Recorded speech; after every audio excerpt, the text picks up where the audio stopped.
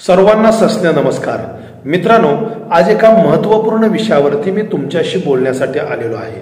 मित्रांनो, आपल्या सगळ्यांना कल्पना आहे राज्य विधिमंडळाचं अधिवेशन सुरू आहे आणि या अधिवेशनामध्ये आपले जे काही आमदार आहेत जे अनुसूचित जाती जमातीतून आलेले आहेत त्या आमदारांमध्ये या ठिकाणी हिंदू बहुजन महासंघाचे राष्ट्रीय अध्यक्ष तथा भंडारा विधानसभेचे जे आमदार आहेत ते माननीय श्री नरेंद्र भाऊ भोंडेकर आणि त्याचप्रमाणे पुणे कॉन्टोन्मेंट एरियामधील जे काही दुसरे आमदार आहेत ते म्हणजे आमदार सुनील कांबळे जे अनुसूचित जातीतून तेही या ठिकाणी निवडून आलेले आहेत। या आमदारांनी राज्य विधिमंडळाच्या अधिवेशनामध्ये एक लक्षवेधी मांडली आणि या लक्षवेधीमध्ये अनुसूचित जातीसाठी जे 14% आरक्षण आहे त्या आरक्षणामध्ये या ठिकाणी मातंग समाजासाठी स्वतंत्र टक्का त्या 14 मधून त्यांच्या स्वतंत्र टक्का काढावा अशा स्वरूपाची या ठिकाणी लक्षवेधी मांडली।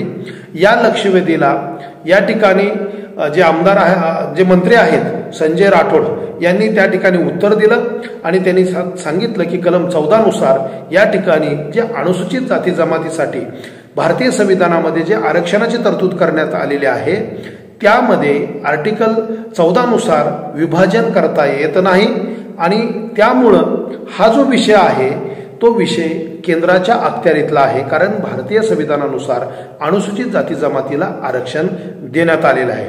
तरी सुद्धा या ठिकाणी हे दोन्ही मंत्री जे आहेत ते बीजेपीचे समर्थक आहेत किंवा बीजेपीचे आमदार आहेत आणि यांनी दोघांनी सुद्धा ही मागणी या ठिकाणी लक्षवेधी मांडणं ह्याच्या पाठीमागं यांना कोण सजेशन देत आहे, कोण सुचवत आहे, म्हणजे अनुसूचित जातीमधील ह्या सगळ्या ज्या 59 जाती आहेत 59 जातीमध्ये मान्य आहे की याच्यामध्ये महार समाज किंवा बौद्ध जे आता महार समाजातले जे बौद्ध समाज म्हणून जो ओळखला जातो, जो आंबेडकरी समाज म्हणून ओळखला जातो, यांचं प्रमाण हे जास्त आहे हे आपल्याला मान्यच करावं लागेल। कारण या सगळ्यांमध्ये सगळ्यात मोठी जर या अनुसूचित जातीतली जात असेल तर ती महार समाज आहे किंवा बौद्ध समाज आहे, त्याच्या खालोखाल मातंग समाज आहे, त्याच्या खालोखाल चर्मकार समाज आहे आणि त्याच्या खालोखाल आमचे मेहतर समाजाचे लोक आहेत। हे सगळं पर्सेंटेज प्रमाणे टक्केवारीमध्ये जर विचार केला तर या ठिकाणी आपल्या लक्षात येईल की या ठिकाणी जो बौद्ध समाज जो पूर्वाश्रमीचा महार होता त्यांचं प्रमाण जास्त आहे। आता या दोन्ही आमदारांनी लक्षवेधी मांडत असताना मांडलं काय तर या ठिकाणी त्यांचं असं म्हणणं आहे की महार समाज किंवा बौद्ध समाज हा आमचा मोठा भाव आहे, परंतु ज्या काही आमच्या अनुसूचित जातीसाठी ज्या सवलती येतात, जे काही जागा आहेत ह्या सगळ्या जागा यातल्या 80% जागा हा बौद्ध समाजच घेतोय असं यांनी दावा केलेला आहे। मित्रांनो, या ठिकाणी ह्या दाव्याची जर सत्यता आपण पडताळून पाहिली तर हे त्यांचं म्हणणं दादांत खोटं आहे। आता याच्यामध्ये काही प्रमाणात बौद्ध समाजातील किंवा महार समाजातील लोक हे उच्च पदस्थ अधिकारी आहेत, अनेक मोक्याच्या जागेवरती ते बसलेले आहेत, त्याच्या पाठीमागं आरक्षणाबरोबर सामाजिक धार्मिक त्यांच्यामध्ये झालेला बदल हा अतिशय महत्त्वाचा आहे।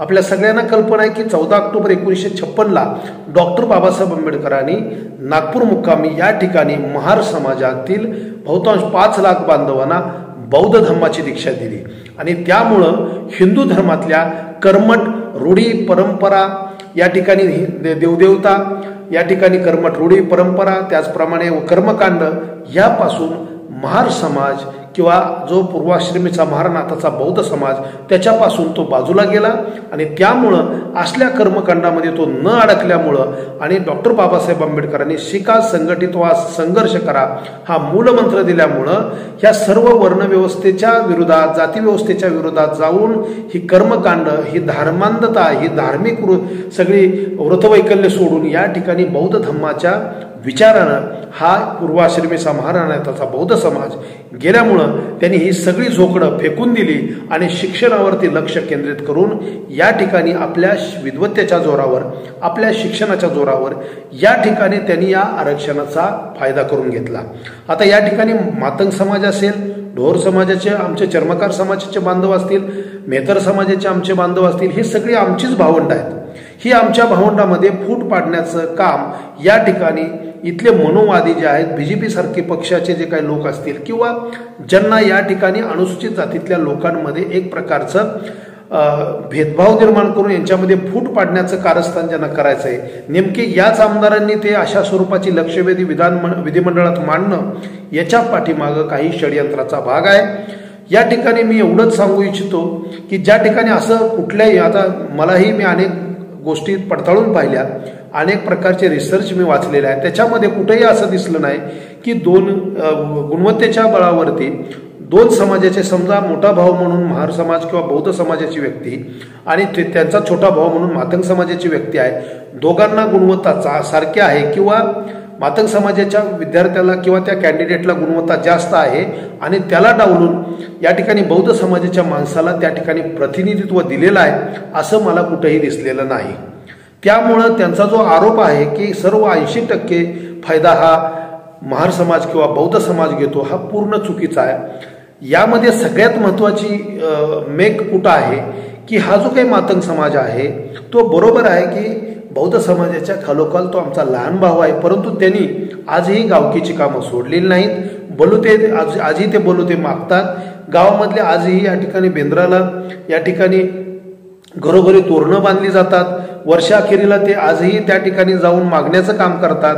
आजही त्यांच्यामध्ये अनेक प्रकारचे हिंदू देवदेवतांचा उत्सव केले जातात आणि ह्या सगळ्या करण्यामुळं, शिक्षणापेक्षा या धार्मिक व्रतवैकल्यामुळं हा समाज अडकल्यामुळं, म्हणजे एका बाजूला अण्णाभाऊ साठे असतील व लहुजी वस्ताद असतील यांचा विचार घेऊन खऱ्या अर्थानं शिक्षणाची गंगा, शिक्षण महात्मा ज्योतिराव फुले, डॉक्टर बाबासाहेब आंबेडकर, राजर्षी शाहू महाराज, या ठिकाणी लहुजी वस्ताद यांचा विचार असेल, अण्णाभाऊंचा विचार असेल, हा विचार घेऊन शिक्षणाच्या दिशेनं जाऊन या ठिकाणी या कर्मकांडाला थारा न देता या ठिकाणी आपण त्या विचारापासून, कर्मकांडापासून, धार्मिक रूढी परंपरा त्यागून, बलुतेदारीची पद्धत त्यागून, या ठिकाणी बैत्याची पद्धत त्यागून या ठिकाणी जर तुम्हाला शिक्षणापासून किंवा शिक्षण घेऊन मोक्याच्या आणि माऱ्याच्या जागा तुम्ही पटवू शकला असता, मिळवू शकला असता, परंतु दुर्दैवानं ते झालेलं नाही. गावगाड्यामध्ये जुन्याच परंपरा कवटाळत बसल्यामुळं आज मातंग समाज त्याच ठिकाणी आहे आणि महार समाज किंवा बौद्ध समाज हा यांनी देवदेवता किंवा इतर सर्व धार्मिक रूढी परंपरा, कर्मकांड, व्रतवैकल्य सोडल्यामुळं आणि बौद्ध धम्माच्या शांततेच्या मार्गानं, बौद्ध धम्मामधल्या विज्ञानवादी विचारानं तो आज प्रगतीची उच्च शिखर पदांकरात करत आहे. आज जगभरामध्ये महार समाजाचं शिक्षणाचं प्रमाण जर पाहिलं किंवा अनेक जगातल्या अनेक देशांमध्ये महार समाजाचे किंवा बौद्ध समाजाचे या ठिकाणी मोक्याच्या जागी लोक का गेलेले आहेत, त्याच्या पाठीमागं ही सुद्धा पार्श्वभूमी आहे. नुसतं आरक्षण ही पार्श्वभूमी नाही, कारण आरक्षण हे महार समाजासाठी वेगळं आहे, मातंग समाजासाठी वेगळं आहे असं अजिबात नाही. 59 जाती ज्या अनुसूचित जातीमध्ये आहेत त्यात सगळ्यांना त्या ठिकाणी प्रतिनिधित्व आहे, परंतु ते मिळवण्यासाठी आपल्याला शिक्षण घेतलं पाहिजे आणि त्या मेरिटमध्ये तिथं आलं पाहिजे. दुर्दैवानं ह्या सगळ्या कर्मकांडामुळे हा समाज अडकल्यामुळं तो शिक्षणापासून थोडासा मागा आहे आणि त्यामुळं त्यांना असं वाटतं की 80% जागा हा बौद्ध समाज घेतोय आणि आमच्यावर अन्याय होतोय, म्हणून आम्हाला त्यातलं आमच्या जातीप्रमाणे किंवा 14% आमच्या जातीचं आरक्षण आम्हाला वेगळं काढून द्या. ही दुसरं तिसरे काय नसून ही बीजेपीची खेळ आहे. त्यांना अनुसूचित जाती जमातीमधलं जे काही एकोपा जो आहे तो टिकवायचा नाही, तो मोडायचा आहे आणि त्यांना अशा प्रकारे जातीजातींमध्ये, धर्माधर्मांमध्ये तेढ निर्माण करण्याचं काम या ठिकाणी करायचं आहे आणि म्हणून अशा स्वरूपाची ही लक्षवेधी हे आमदार मांडत आहेत. त्यांनी अभ्यास अजिबात केलेला नाही. आपल्या सगळ्यांना कल्पना आहे की आरक्षण हे दर 10 वर्षांनी त्याची मुदत केंद्र सरकार वाढवतं आणि कलम 334 नुसार आपल्या सगळ्यांना कल्पना आहे की येणाऱ्या 2030 पर्यंत पुढं आरक्षण वाढवण्यात आलेलं आहे आणि ते काम केंद्र सरकार करतं, कारण अनुसूचित जाती जमातीचं आरक्षण हे राज्य सरकारच्या अखत्यारीतला भाग नसून तो केंद्र सरकारच्या अखत्यारीतला भाग आहे. हे आमदार महोदयांनी हे जरूर वाचलं पाहिजे, त्याचा अभ्यास केला पाहिजे.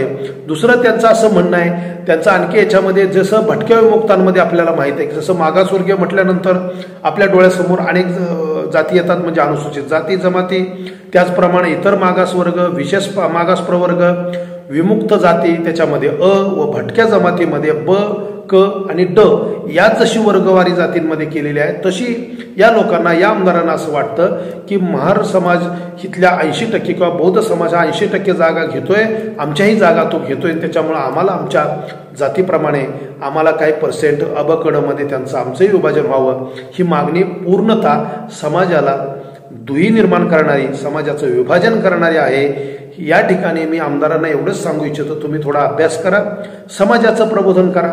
समाजामध्ये जो जुन्या रूढी आज मला एवढं वाईट वाटतं, दुर्दैवानं राम सातपुतेंसारखे भाजपच्या युवा मोर्चाचे अध्यक्ष होते, या ठिकाणी ती व्यक्ती सुद्धा म्हणते की या ठिकाणी आम्ही सनातन हिंदू आहे. अरे तुम्ही सनातन हिंदू आहे, ठीक आहे, तुम्हाला हिंदू राहायचं तर तुम्ही जरूर हिंदू राहा, आमचं काही म्हणणं नाही. कारण महार समाज किंवा पूर्वाश्रमीचा महार आताचा बौद्ध समाजानं बाबासाहेबांच्या विचारानं बौद्ध धर्माची दीक्षा घेतली. बाबासाहेब नसते तर या ठिकाणी राम सातपुते असो किंवा या ठिकाणी शिंदे असो किंवा या ठिकाणी भोंडेकर असो, कुणीही आमदार होऊ शकलं नसतं. डॉक्टर बाबासाहेब आंबेडकरांनी घटनेमध्ये या ठिकाणी प्रतिनिधित्व ठेवलं, आरक्षण ठेवलं, म्हणून आज आपण मोक्याच्या जागेवरती बसलेलो आहे. हे कधीही विसरता कामा नये. आणि विशेष म्हणजे राम सातपुते हे भाजपचे आमदार आहेत आणि ते तर असे म्हटले की या ठिकाणी मला अभिमान वाटतो, माझ्या वडिलांनी चपल्या शिवलेल्या आहेत. चपला शिवल्यावर कसला अभिमान आहे? ह्या जातीयतेमध्ये, या वर्णव्यवस्थेमध्ये आपल्याला ही कामं, हीन दर्जाची कामं आपल्या समाजाच्या माथी मारण्यात आली होती. अस्पृश्यतेची वागणूक आपल्याला दिली जात होती, हाताचा स्पर्श आपला चालत नव्हता, सावलीचा विटाळ केला जात होता, पाठीमागं बोराट्याची फेसाटी बांधली जात होती. हे सगळं होतं आणि त्या गोष्टींमध्ये चपला शिवण्याचं काम हे आपल्यावर लादण्यात आलेलं होतं. आणि अशा प्रकारची गुलामगिरी ह्या मनुस्मृतीसारख्या ग्रंथानं लादली होती, जी सनातन तुम्ही हिंदू म्हणून स्वतःला समजता.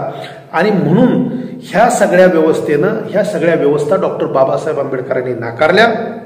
आणि याच मातीतला या देशाचा जो मूळ धर्म आहे तो बुद्ध धर्म किंवा बौद्ध धर्म हा दिला. आणि तो बौद्ध धर्म इथल्या पूर्वाश्रमीचे महार समाज आणि आताच्या बौद्ध समाजाने स्वीकारला. आणि म्हणून कर्मकांडापासून, रूढी परंपरापासून महार समाज थोडा पुढे गेला. त्याने ते सगळी झोकडं टाकून दिली आणि शिक्षणाच्या मार्गाने त्याने प्रगती केली. आणि म्हणून शिक्षणाचं प्रमाण महार समाजाचं जास्त आहे. आणि म्हणून तुम्हाला असं वाटत असेल की 80% जागा ते घेतात, ते पूर्णतः चुकीचं आहे. याचा जरूर तुम्ही अभ्यास करावा. तुम्ही लक्षवेधी मांडत असताना समाजामध्ये दुही माजवतात किंवा दुही पाडण्याचं, विभाजन करण्याचं काम हे मनुवाद्यांचं आहे, सनातन्यांचं आहे, हे तुम्ही ओळखा. आता या ठिकाणी असंही सांगितलं जातं की मुख्यमंत्री मिटिंग घेणार आहेत आणि ती 21 तारखेला मिटिंग होणार आहे. ते 21 तारखेच्या मिटिंगमध्ये निर्णय, मुख्यमंत्री असतील, देवेंद्र फडणवीस असतील, नंतर एकनाथ शिंदे असतील, यांना या आरक्षणामध्ये वर्गवारी करण्याचा अधिकारच नाही. ते फक्त तुमची मिटिंग घेतील आणि तुम्हाला सांगतील आपण केंद्राला शिफारस करू, आपण काय करू. आणि हे तुम्हाला भ्रमित करून या ठिकाणी येणाऱ्या 2024ला अनुसूचित जातीतले तुमचे मतदान ते तुम्हाला स्वतःच्या पदरात पाडून घेण्यासाठी ते 21 तारखेला मिटिंग सुद्धा घेतील. याचं सुद्धा लक्षात तुम्ही ठेवलं पाहिजे. आज या ठिकाणी जर पूर्ण SC STच्या जर जागा काढल्या, विधिमंडळातल्या असो आणि लोकसभेतल्या काढलेल्या जागा असो, त्यामध्ये महार समाजाचे किती आमदार आहेत याचा सुद्धा आकडा जरूर आपण काढावा. आणि इतर समाजाचे किती आहेत याचा सुद्धा आकडा काढावा. लोकसंख्येच्या प्रमाणात विचार केला तर तुम्हाला सुद्धा प्रतिनिधित्व आहे. ते प्रतिनिधित्व मिळवण्यासाठी आपल्याला काहीतरी आपल्यामध्ये कर्तृत्व निर्माण करावं लागेल. इथं अण्णाभाऊ साठ्यांना दुय्यम स्थान देणं किंवा लघुजीव वस्त्रजांचा अपमान करणं किंवा डॉक्टर बाबासाहेब आंबेडकरांच्या बद्दल अपशब्द वापरणं, अजिबात यातलं काही याच्याशी संबंध नाही.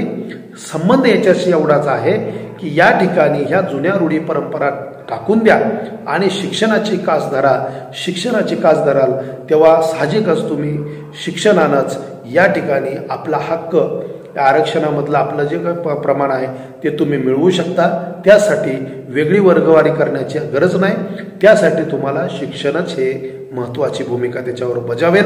आणि त्यामुळं तुमच्या लक्षवेधी या अनुसूचित जाती जमातीमध्ये विभाजन करणाऱ्या, भेदभाव करण्यासाठी, त्यांच्यामध्ये दुही निर्माण करण्यासाठी तुम्ही लक्षवेधी मांडत असाल आणि या पाठीमागं भाजपसारखा मनोवादी विचारांचा जो पक्ष या ठिकाणी तुमच्या पाठीमागं तुम्हाला पाठबळ देत असेल तर याचा आम्ही सुद्धा गांभीर्याने विचार करत आहोत.